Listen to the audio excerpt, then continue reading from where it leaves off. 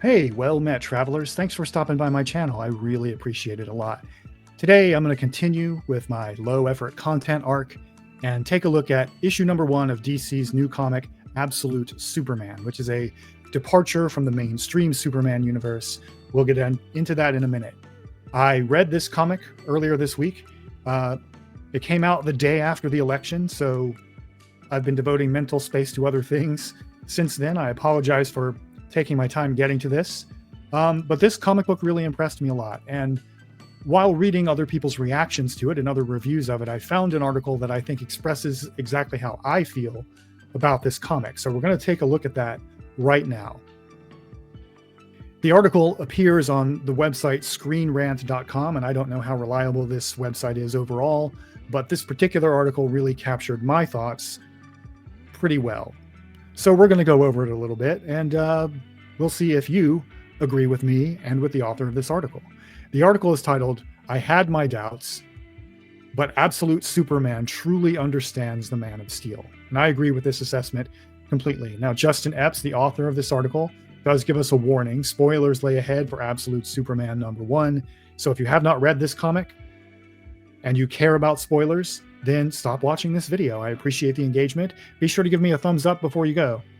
If you don't care about spoilers like I do, or like I don't, if you are someone like me who doesn't care about spoilers, or if you have read this comic, keep watching. Now, I agree with this assessment because I had my doubts about Absolute Superman as well, for the following reason. The marketing for the new Absolute Universe was pretty vague on what they were going to do with Superman. The concept here is that this is a new, darker universe that strips the core DC heroes down to the elements that make them who they truly are and removes a lot of the trappings we've gotten used to. So with Absolute Batman, which was the first release in the Absolute Universe line, the marketing told us that Bruce Wayne in this universe was not going to be rich, for example. He still has a lot of the other elements, his drive for justice, his detective skills, and all that stuff, but his wealth wasn't a part of his backstory any longer. And similarly, with Absolute Wonder Woman, number 1, before it was released, the marketing told us that she was no longer the princess of the Amazons, but had instead been raised literally in hell, but is still the heroic figure we recognize due to some elements of her backstory that are revealed in that issue. With Absolute Superman, we didn't get any of that. We were basically just told this Superman will be a darker, angrier, edgier version of the Superman that we're already familiar with. And frankly, I had grown a little tired of edgy, angry Superman. We've been having that dominating pop culture for like 15 years now. Not so much in the comics, but among the casuals, people who only relate to or know about Superman, say, through movies or memes that they've seen online. Dark Superman has kind of been a thing, thanks to Zack Snyder's work and thanks to the Injustice video games and comic books.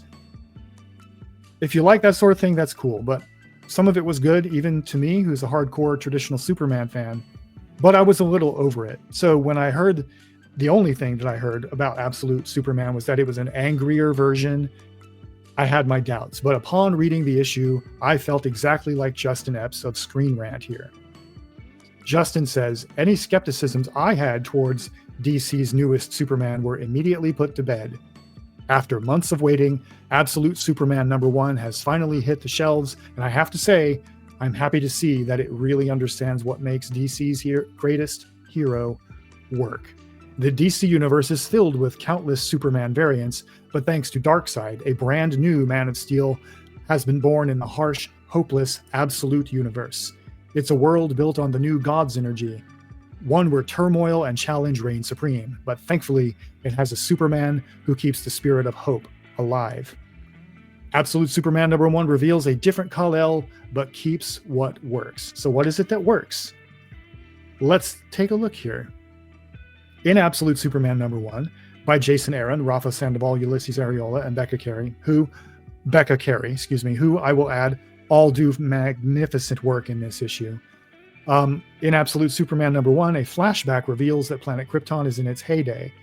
Though it was a world of advanced science and technology, it was a regressive society that was built on an oppressive class system where laborers were looked down upon. Unfortunately, Because of Jor-El's role in the Labor Guild, no one heeded his warnings when he discovered that Krypton was dying and its people were in serious danger. So there's your first big change right there. Jor-El is a member of the Labor Guild, the untouchables of Krypton, the janitors, the garbage men, the mechanics, the people who clean up the messes. And the S on his chest was not a family crest, but the symbol of the lower class that they have to wear by law, so everyone knows exactly what they are. So this Superman was born of the untouchable class of Krypton. He was born of the laborer class, and that's going to become very important. So the article continues. Years later on Earth in Brazil, a company known as the Lazarus Corporation is exploiting the workers of a mine. But Kal-El, who's only been on Earth for a short time, is aiding the workers by mining for them. However, this catches the attention of the Peacemakers, Lazarus's soldiers, who beat the workers until they discover Kal-El's location. Thankfully, Sol, the artificial intelligence inside Kal-El's suit, kicks in, and Superman confronts the Peacemakers in a head-on confrontation. So, this paragraph gets to a lot of current-day global politics. It's very intriguing and interesting that they chose to set this story, to open this story in Brazil. I don't know how much the rest of you watching this know about what's going on in Brazil, but if you look up the labor struggles that are happening there, the laborers, the working class of Brazil, are acting in solidarity with indigenous people about their land rights and with the environmental movement, and basically leading like a gigantic coalition of progressive and socialist agitation. So it looks like we're going to get a socialist Superman. I'm not going to read the next paragraph because it contains more and more spoilers. I want to move on to this section, where DC's newest Superman came from and what sets him apart from Clark Kent.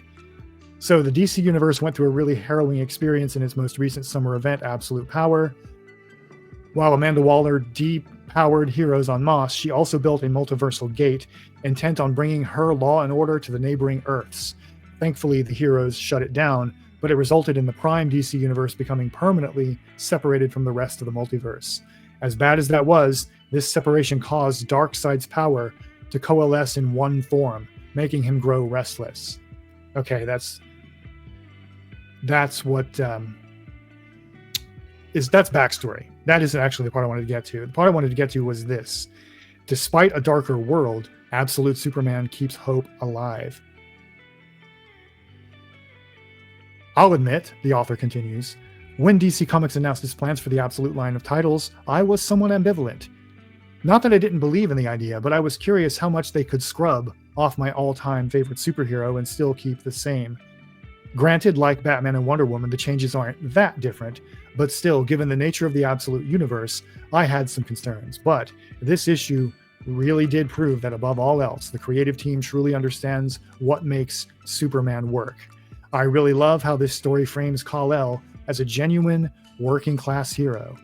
His family was Labor Guild, and now he spends his days fighting for the rights and freedoms of exploited workers. It very much ties into Superman's early Golden Age roots when he would fight corrupt politicians and robber barons. And also, I will add, landlords, abusive spouses, and so forth.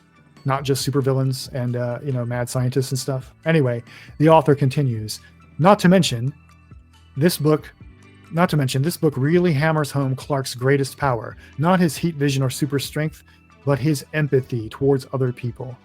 I feel silly for ever doubting this book, because with just one issue, it hit every aspect that truly defines Superman. And that is the bottom line for me too, folks.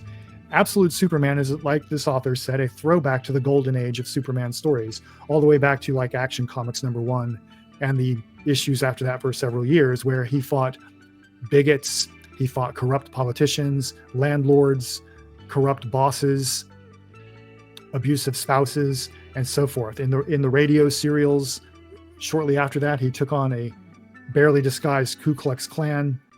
So Superman was originally a social justice hero, a champion of the working class. And a lot of that has gotten not stripped away from the modern version of the character, but kind of buried under the accretion of 80 plus years more of lore about cosmic threats and supervillains and monsters and all and that stuff. And that stuff is all really cool too.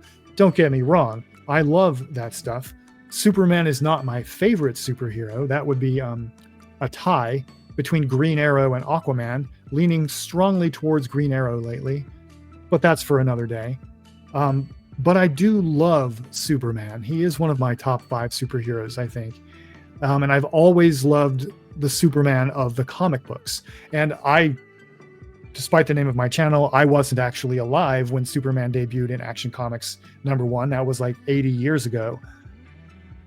But as a kid, the Superman I knew wasn't really focused on the social justice issues. And it wasn't until I became an adult that I found out about that aspect of Superman's past. And I really like that bit of Superman's past. So it's pretty cool to see Absolute Superman leaning into that heritage and kind of reviving it a little bit. So enjoy your sojourn around YouTube as you watch other content creators create videos about how woke Absolute Superman is. I'm not going to argue with them. I just think that's a good thing. And it's true to the lore. So if you liked what you've seen here, be sure to give this video a thumbs up, subscribe to the channel on your way out, hit that bell for notifications to receive notifications about when I upload things, and share this video, leave a comment down below, etc. Until next time, remember that what's best in life is to crush your enemies, see them driven before you, and engage in discourse with the women. It's not an S. On my world, it means Socialism!